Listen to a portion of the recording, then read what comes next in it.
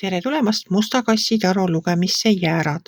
Siit tuleb lugemine teile nädalaks 2.–8. veebruar.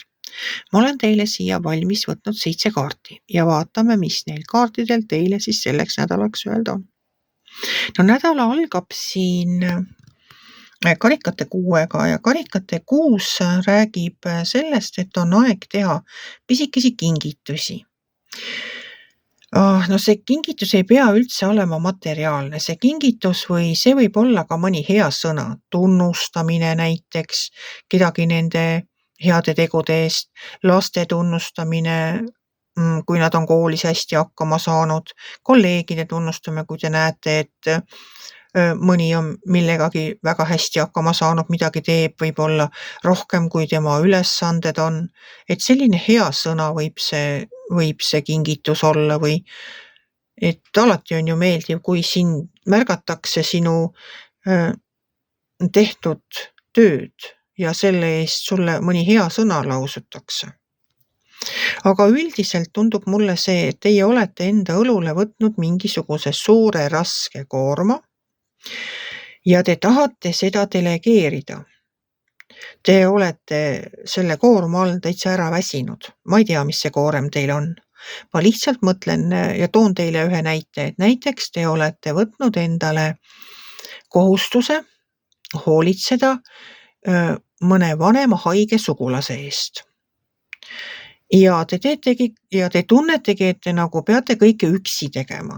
Te käite seal, aitate süüa teha, koristada, käite poes, võib-olla on vaja veel lund lükata, võib-olla seal on vaja puid tuua. Ühesõnaga te tunnete, et millegi pärast on kogu see koorem teie õlul ja nagu teised sugulased üleüldse ei aita. Ja te nagu väsite ära selle all ja mõtlete, et no nüüd ma küll lähen ütlen neile, et lõpetage ära, mina üksinda ei jaksa enam. Ma lihtsalt olen väsinud ja tüdinenud, andke siis mulle mingisugunegi vaba aeg. Ma tahan ka oma elu elada. Ma ei jõua kogu aeg seal käia ja miks ma üksi seal pean käima? Kas minul kõige rohkem on seda vaja? See mõõkade rüütel ja mõõkade baas, mis on siin ülemises reas, räägivad mulle sellest, et teil on kange tahtmine öeldagi neile teistele, kes peaksid ka seal aitamas käima, et nad võiksid seda nüüd tegema hakata. Aga need kaardid räägivad seda, et teil peaks olema kindel plaan. Enne kui te lähete neile midagi ütlema, võiks teil olla kindel plaan. Et te võiksite vähemalt oma peas välja mõelda selle, et kuidas nad teid aidata saavad. Et see, et te lihtsalt lähete ja ütlete, et aidake nüüd mind, et ma enam ei jaksa ja ma enam ei taha, et see on ainult poolik plaan. Et aga mõelge välja, mida nad saavad teha, et võib-olla keegi saab poes käia, võib-olla keegi saab seal puid tuua, võib-olla keegi saab mingi teise ülesande teilt vähemalt ajutiselt ära võtta. Et mõelge see plaan välja ja vot siis minge ja öelge neile, et vot nüüd minul on selline ettepanek, teeme niimoodi, et teie teete seda ja teie teete seda ja siis on minu koorem väiksem ja siis ma jaksan rohkem. No see on lihtsalt üks näide. Nii, aga siin all on nagu minu jaoks tähendab see kaart siin, see müntide 5 tähendab minu jaoks vaesust. See tähendab majanduslikku kitsikust, võib-olla teil on näpud põhjas. Võib-olla on palgapäev alles kaugel ja see koorem on raske ja te olete tõesti tüdinenud, et oma vaba aega peate sinna nendele kohustustele nagu kulutama. Võib-olla ka teile töö juures pandud koorem, et tunnete, et ei saa väärilist tasu selle eest ja tahate hoopis töökaaslastele delegeerida poole oma koormast.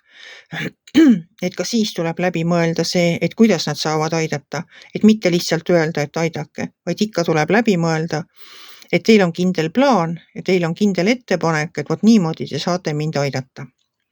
Aga siin alumises reas on veel ka müntide rüütel ja sauade baas.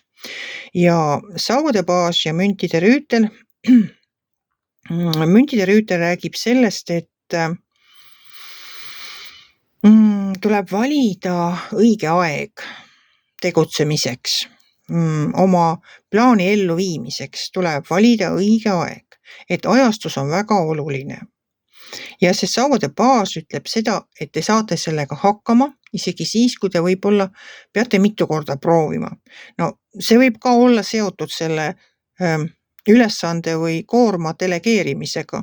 Et võib-olla teil tuleb mitu korda nende inimestega rääkida, aga igal juhul saate te hakkama, isegi siis, kui nad teid esimene kord teile ei ütlevad või ütlevadki, et no ise võtsid endale selle koorma, et nüüd pole midagi teha.